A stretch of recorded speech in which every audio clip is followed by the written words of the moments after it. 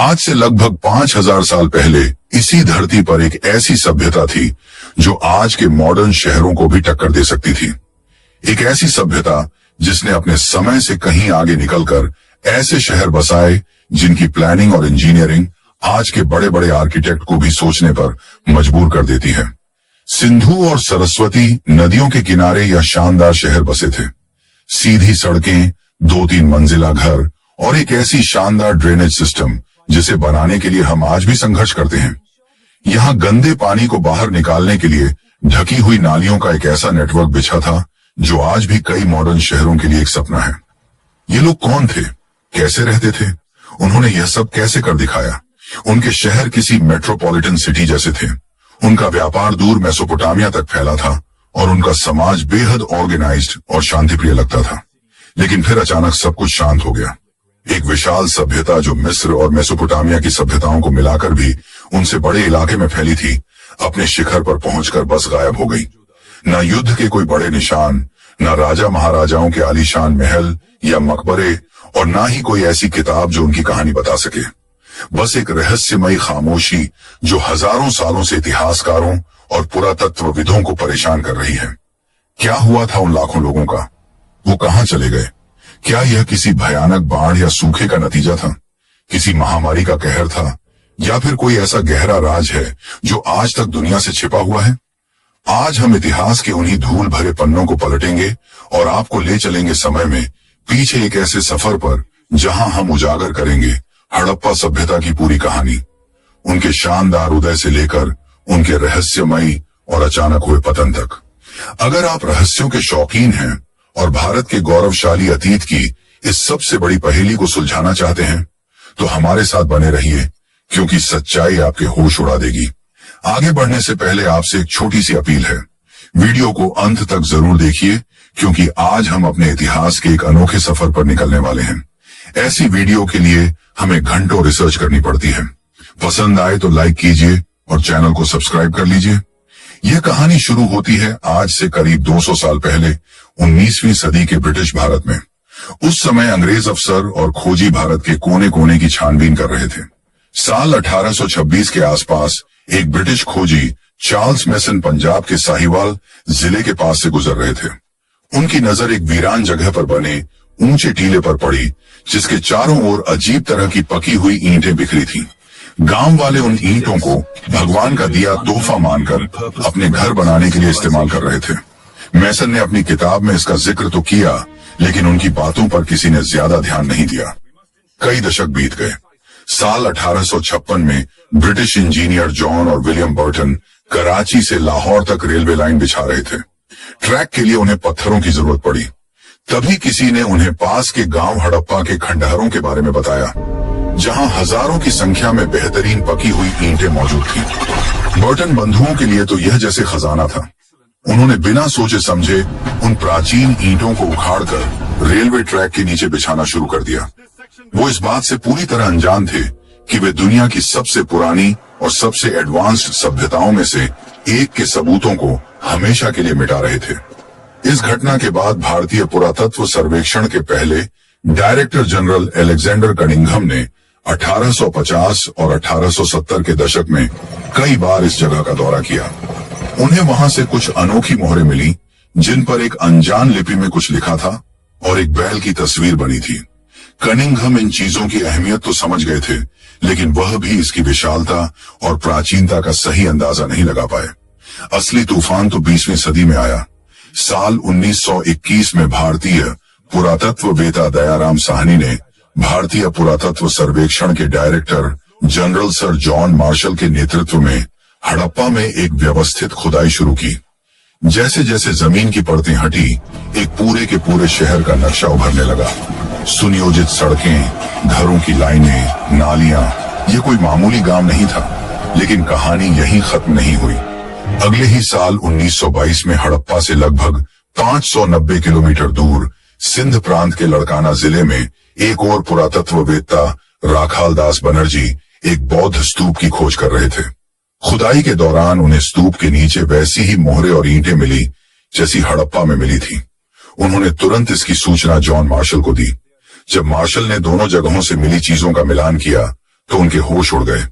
उन्होंने ऐलान किया, यह कोई अलग थलग शहर नहीं है, यह एक ही महान और प्राचीन सभ्यता का हिस्सा है।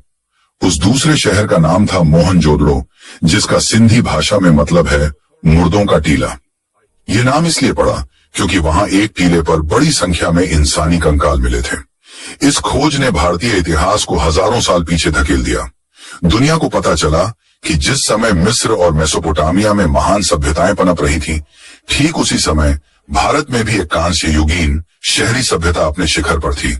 इसके बाद तो जैसे खोजों की झड़ी लग गई, एक के बाद एक शहर मिलने लगे।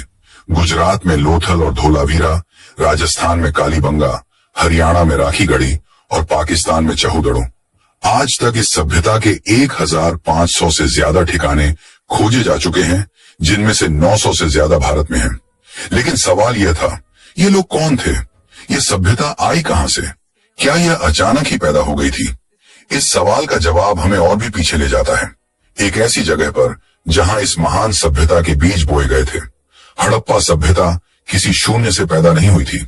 इसकी जड़ें हजारों साल पुरानी हैं, जो हमें नवपाषाण काल तक ले जाती हैं। कहानी शुरू होती है आज के पाकिस्तान के बलूचिस्तान में बसे मेहरगढ़ नाम की एक जगह से। ये बोलन नदी के पास एक उपजाऊ मैदान में बसा एक प्राचीन स्थल है, जिसे हड़प्पा सभ्यता का अग्रदूत या बीज माना जाता है। आज से लगभग 9000 साल पहले, यानी 7000 ईसा पूर्व के आसपास मेहरगढ़ में दक्षिण एशिया के कुछ शुरुआती किसानों और पशुपालकों ने बसना शुरू किया। ये लोग शिकारी जीवन छोड़कर एक स्थायी जीवन की ओर बढ़ रहे थे। उन्होंने दुनिया में पहली बार गेहूं और जौ जैसी फसलें उगाई और भेड़, बकरियां और मवेशी पालना शुरू किया। शुरुआत में वे मिट्टी की कच्ची ईंटों से बने साधारण घरों में रहते थे। हजारों सालों तक मेहरगढ़ धीरे धीरे विकसित होता रहा। उन्होंने मिट्टी के बर्तन बनाना सीखा, औजार बनाने में महारत हासिल की और यहां तक कि कुछ कब्रों में मृतकों के साथ औजार, गहने और बलि दी गई बकरियों को भी दफनाया गया है, जो दिखाता है कि वे शायद मौत के बाद की जिंदगी में यकीन रखते थे। मेहरगढ़ कोई अकेला चमकता सितारा नहीं था। धीरे धीरे इन संस्कृतियों का ज्ञान और तकनीक सिंधु और उसकी सहायक नदियों के विशाल और उपजाऊ मैदानों की ओर फैलने लगी। लगभग 3300 ईसा पूर्व तक हम एक नए दौर में आते हैं, जिसे प्रारंभिक हड़प्पा चरण यानी अर्ली हड़प्पा फेज कहा जाता है। इस दौरान छोटे छोटे गांव बड़े कस्बों में बदलने लगे। इन लोगों ने वह कई जरूरी चीजें सीखी जो आगे चलकर हड़प्पा सभ्यता की पहचान बनी। उन्होंने पकी हुई ईंटों का इस्तेमाल शुरू किया, जो बाढ़ और मौसम की मार झेलने में ज्यादा मजबूत थी। उनके मिट्टी के बर्तनों पर खूबसूरत डिजाइन बनने लगे और उन्होंने तांबे और कांसे जैसी धातुओं का इस्तेमाल शुरू कर दिया था। एक तरह का ट्रेड नेटवर्क भी बनने लगा था, जिससे कीमती पत्थर जैसे लाजबर्द यानी लैपिस लाजुली अफगानिस्तान से और दूसरा कच्चा माल दूर दराज के इलाकों से यहां पहुंचने लगा। इस दौर की एक और खासियत थी सुरक्षा पर बढ़ता जोर। कई बस्तियों के चारों ओर दीवारें बनाई जाने लगी, जो शायद बाहरी हमलों या जानवरों से बचाव के लिए थी। यह शुरुआती दौर लगभग 700 सालों तक चला। यह एक तरह से तैयारी का समय था। लोगों ने नई तकनीकें सीखी, समाज बनाया और व्यापार करना सीखा। उन्होंने वो नींव तैयार की जिस पर एक शानदार शहरी सभ्यता की इमारत खड़ी होने वाली थी। लेकिन फिर कुछ ऐसा हुआ जिसने इस विकास की रफ्तार को अचानक तेज कर दिया। एक ऐसी क्रांति हुई जिसने इन छोटे छोटे कस्बों को दुनिया के सबसे सुनियोजित महानगरों में बदल दिया। आखिर वो क्या था? ये हमें हड़प्पा सभ्यता के सबसे शानदार दौर में ले जाता है, जिसे हम परिपक्व हड़प्पा चरण कहते हैं। लगभग 2600 ईसा पूर्व सिंधु घाटी में एक असाधारण शहरीकरण का विस्फोट हुआ। यही वह समय है जब यह सभ्यता अपने शिखर पर पहुंची और एक विशाल इलाके में फैल गई। इसका विस्तार लगभग 13 लाख वर्ग किलोमीटर में था। उत्तर में जम्मू कश्मीर से लेकर दक्षिण में महाराष्ट्र तक और पूर्व में उत्तर प्रदेश से लेकर पश्चिम में ईरान सीमा तक। यह उस समय की मिस्र और मेसोपोटामिया की सभ्यताओं के कुल क्षेत्रफल से भी कहीं ज्यादा बड़ा था। इस विशाल साम्राज्य में हजारों बस्तियां थीं, जिनमें गांव, कस्बे और विशाल महानगर शामिल थे। लेकिन इन महानगरों के अंदर की जिंदगी कैसी थी? कैसे उन्होंने बिना किसी आधुनिक तकनीक के इतने सटीक शहर बना लिए? और क्या वाकई उनके पास कोई ऐसी शक्ति थी जो आज के वैज्ञानिकों के लिए भी एक पहेली है? हड़प्पा सभ्यता का वैभव सिर्फ उसकी ईंटों में नहीं, बल्कि उन लोगों की सोच में था जो आज से 4500 साल पहले मोहनजोदड़ो की गलियों में चलते थे। पिछले भाग में हमने उनके उदय को देखा, लेकिन अब हम उनके उस दौर की बात करेंगे जब यह सभ्यता अपने स्वर्ण युग में थी।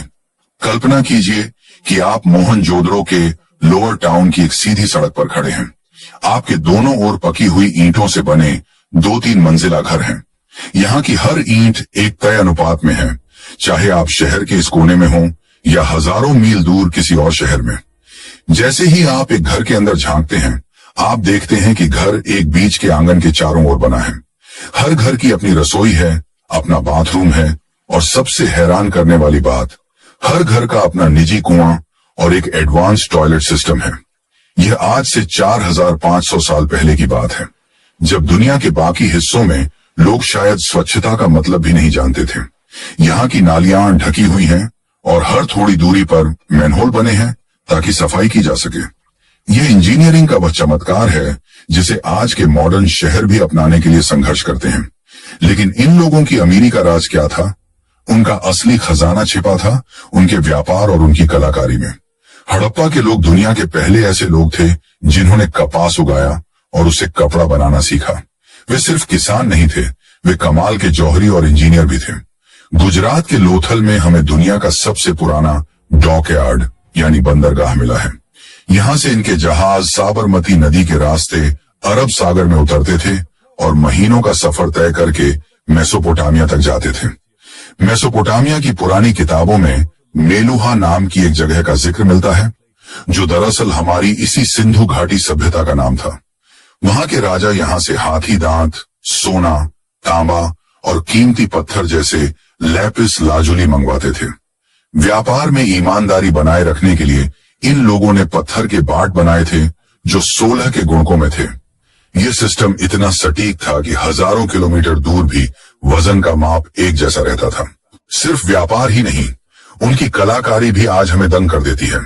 छनहू, दड़ो और लोथल जैसे शहरों में मनके बनाने की बड़ी बड़ी फैक्ट्रियां थीं, जहां वे कीमती पत्थरों को तराश कर ऐसे गहने बनाते थे जो आज के किसी लग्जरी ब्रांड को भी मात दे दें। मोहनजोदड़ो से मिली डांसिंग गर्ल की वह कांसे की मूर्ति दिखाती है कि वे धातु को पिघलाकर सांचे में ढालने की कला में कितने माहिर थे। और उनकी सबसे बड़ी पहेली उनकी मोहरें। मिट्टी और पत्थर से बनी इन हजारों मोहरों पर एक सींग वाले बैल, हाथी और बाघ की तस्वीरें हैं, और उनके ऊपर एक ऐसी रहस्यमयी लिपि लिखी है जिसे आज तक दुनिया का कोई भी बड़ा विद्वान पढ़ नहीं पाया है।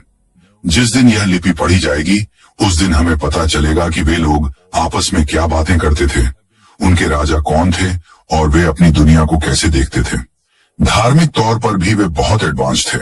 हालांकि हमें कोई बड़ा मंदिर नहीं मिला, लेकिन पशुपति शिव की मोहर और मातृ देवी की मूर्तियां दिखाती हैं कि वे प्रकृति और योग में विश्वास रखते थे। पीपल के पेड़ की पूजा और स्वास्थ्य का चिन्ह हमें उन्हीं की विरासत से मिला है।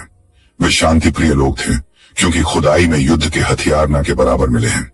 लेकिन फिर ऐसा क्या हुआ कि यह हंसती खेलती और अमीर सभ्यता अचानक इतिहास के पन्नों से ओझल हो गई। 1900 ईसा पूर्व के आसपास इन शानदार शहरों में पतन के निशान दिखने लगे। सड़कें टूटने लगीं, नालियां जाम होने लगीं और लोग शहरों को छोड़कर जाने लगे। पहले कहा गया कि आर्यों ने हमला करके इन्हें खत्म कर दिया, लेकिन आधुनिक विज्ञान ने इस थ्योरी को गलत साबित कर दिया है। असली विलेन था जलवायु परिवर्तन। नदियां जो इनकी जीवन रेखा थी, उन्होंने अपना रास्ता बदल लिया। सरस्वती जैसी महान नदी सूखने लगी और सिंधु नदी में विनाशकारी बाढ़ आने लगी। बारिश कम होने से खेत बंजर हो गए और व्यापार ठप हो गया। यह एक धीमी और दर्दनाक मौत थी। लोग भूख और प्यास से मजबूर होकर पूरब और दक्षिण की ओर चले गए। वे गायब नहीं हुए, बल्कि उन्होंने अपनी शहरी पहचान खो दी और छोटे गांवों में बस गए। हड़प्पा की यह कहानी सिर्फ एक अंत नहीं है, बल्कि एक चेतावनी है। यह हमें याद दिलाती है कि चाहे हम कितने भी आधुनिक क्यों ना हो जाएं, प्रकृति के सामने हम हमेशा नाजुक हैं। उन्होंने क्लाइमेट चेंज का सामना किया और हार गए। आज जब हम फिर से उसी ग्लोबल वार्मिंग और सूखती नदियों के संकट से जूझ रहे हैं, तो हड़प्पा के खंडहर हमें चुपचाप आगाह कर रहे हैं। क्या हम उनकी इस चेतावनी को सुन पाएंगे? दोस्तों, अगर आपको भारत के इस गौरवशाली और रहस्यमयी अतीत का ये सफर पसंद आया हो, तो इस वीडियो को लाइक और शेयर जरूर करें। आपकी मिट्टी का इतिहास ही आपकी असली पहचान है। हमारे साथ बने रहने के लिए धन्यवाद।